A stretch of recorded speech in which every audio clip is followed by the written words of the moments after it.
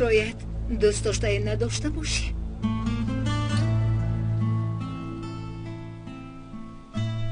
دوست داشته یا دارم. درسترش داشتم. پس کجا شد؟ او نخواست.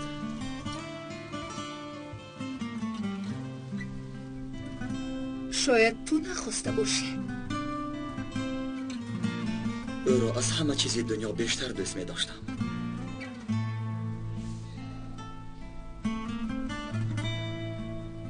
شاید به او یک شانس دیگری میدی.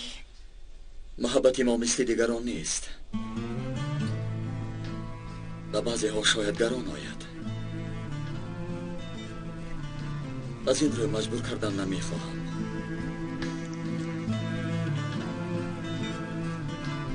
در جایی که من به وای رسیدم یک مقال هست.